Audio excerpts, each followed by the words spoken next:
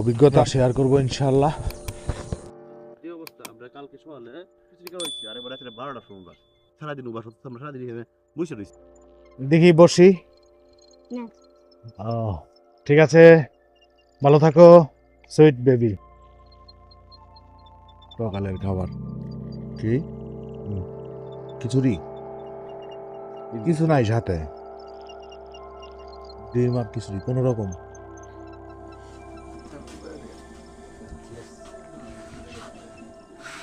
ভাইয়া আমাদের একটা ছবি তুলে দিলাম যেখান থেকে। হ্যাঁ আমি ট্রাক নিয়ে বসি, ভিডিওটা দেখেন, ইয়েটা দেখেন।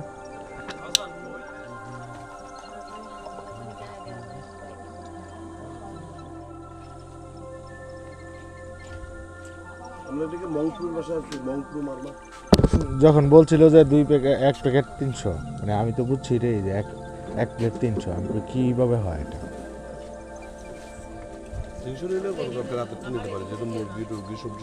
হ্যাঁ হ্যাঁ হ্যাঁ, না রাতেরটা 300, রাতের 300 টাকা। চলেন বেরোই। হ্যাঁ পানি নিয়ে নেন। পানি নেন। ওই যে ব্যাগটা ভাই, সকালবেলা ব্যাগের ইয়ে দিয়েন না।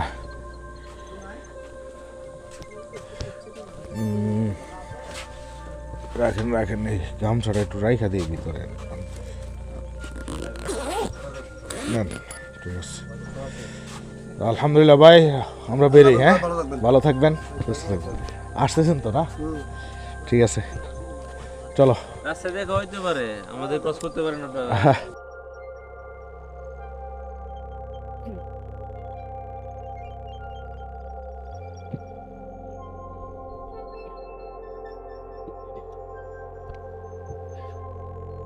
পাহাড়ে আসছেন ভাই, একটু পাহাড়ি ভাবটা নিবেন না, একটু কষ্ট করবেন। এরা কষ্ট করে এটা দেখবেন।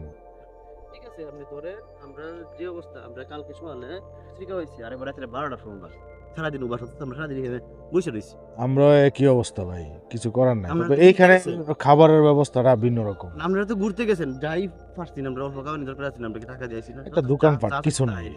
না, আমরা তো খাবার সাথে আছে ফাঁক করতো, এখনো তো আর ব্যাগে অনেক খাবার আছে, আমরা যাইতেছি। ও আপনারা কি ইয়েতে আসছেন? ট্রিপে আসছি, ট্রিপে আসছেন? গ্রুপে। আচ্ছা আচ্ছা, এই অবস্থা। ঠিক আছে ভাই, কিছু করার নাই, ভাগ্যে আছে। 15,000 টাকা খরচ করে আইলাম। কোন গ্রুপে আসছেন? বঙ্গ। বঙ্গতে, মানে বঙ্গতে এই অবস্থা। বাজে অবস্থা, এই অবস্থা মানে আরো আমরা 21 জন লোক ছিল, 3 জন রাস্তায় স্টপ হয়ে গেছে। আচ্ছা, আর তাকে কয়জন?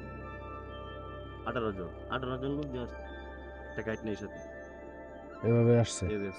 তো ব্যাগ ট্যাগ নিজের নিতে হয় সব, কিছু করার নাই ভাই। ব্যাগও আমরা নিতে হইছে ভাই। বেশ না। ঠিক আছে ভাই। কোন জায়গা থেকে আসছেন ভাই? ও যাই হোক, আলহামদুলিল্লাহ সকালের স্নিগ্ধ শীতল বাতাসের সাথে সাথে আমাদের তো চলা। আমরা এখন বেরিয়ে যাচ্ছি সাউদাংপাড়া থেকে। এখন যে ট্রেল ধরে আসছি ওই ট্রেল ধরে যেতে হবে বাগের মুখ পর্যন্ত। চারদিকে মেঘ, শুধু মেঘ। আমার মেঘের কারণে সূর্য উঠতে পারতেছে না। তো আমরা প্রথমে এই গড়টা চুজ করেছিলাম, এই করে পর্যটক বেশি থাকায় উঠতে পারি নাই। চুজ করেছিলাম শেষ পর্যন্ত তো ওই পাড়াতেই ছিলাম, এই পাড়ার পুরাতন পাড়া উপরে, আর আমরা ছিলাম এটা নতুন পাড়া। তো যাই হোক, আমরা এখন বেরিয়ে যাচ্ছি, সঙ্গেই থাকুন। আরও সামনের যত অভিজ্ঞতা আছে আমরা শেয়ার করবো ইনশাল্লাহ। মাছ ধরতেছ? মাছ ধরেছ? মাছ? হ্যাঁ, এটা কি মাছ ধরেছো দেখি? ও ওটা কি মাছ? জিরিপথ থেকে বড়শি দিয়ে? দেখি বড়শি। ও ঠিক আছে, ভালো থাকো সুইট বেবি। যে মাছ ধরছে এই জিরিপথ থেকে। আমরাও ছোট সময় অনেক পানি হইতো এলাকায়, মাছ কিন্তু আমরা ধরতাম, কিন্তু এখন আর এই সিস্টেম পাল্টে গেছে।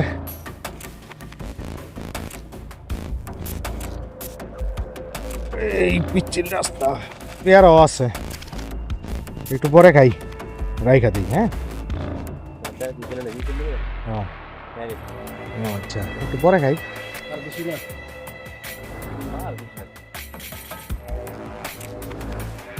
গ্লাস নাই না, শুধু কাপ দিয়ে বানাইতেছেন? হ্যাঁ এটাই বলতেছি। লেবু, আমাকে একটা লেবু বাড়ায় দিয়েন। হ্যাঁ, চিনি দিয়েন না, চিনি দিয়ে দিছেন? হ্যাঁ আচ্ছা ঠিক আছে, অসুবিধা নেই। লেবুটা বাড়ায় দিয়েন। চিনি দিয়ে দিচ্ছে, আচ্ছা যাক খাই। কলা অত মিষ্টি আছে। পথে একবার হাঁটলে সব কিছু আসলে জীবনটা সহজ মনে হয়। একে অন্যের সহযোগিতায় এগিয়ে আসে পর্যটক ভাই আরেকজন পর্যটক ভাইদেরকে, মানে এখানে একে অপরকে সহযোগিতা করে যাচ্ছে। আমি পাহাড়ে আসছি, এই ভাইটা আমাদেরকে পেয়ারা গিফট করছে।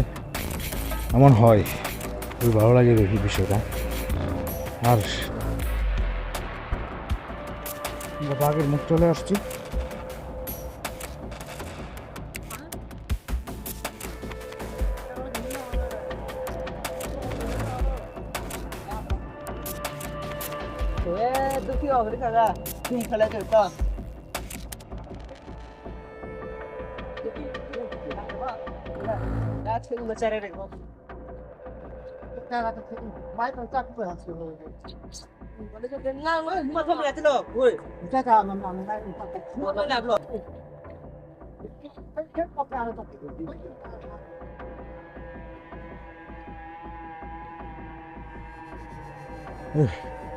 কি খাইতেছো?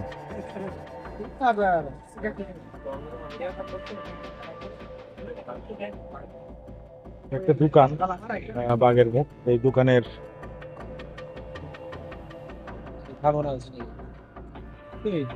ও, এখানে কি খাবার রেডি? খাবার সব আছে, খাইলে এখানে খেয়ে যান, না খেলে ওইখানে কোনো রান্না খালি না। হ্যাঁ আচ্ছা, খেয়ে দিচ্ছি।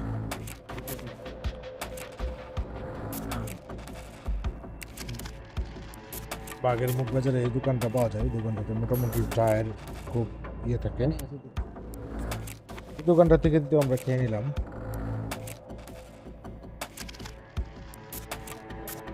চা খাওয়া শেষ, এখন বেরিয়ে পড়ছি।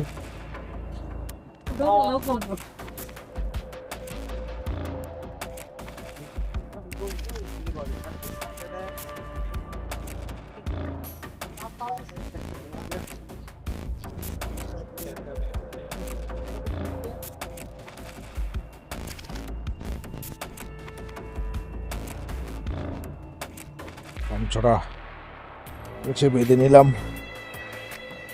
এখন আমরা মিশে যাব, ব্যাগ ট্যাগ রেখে লাংলকের দিকে রওনা দিব। এই হচ্ছে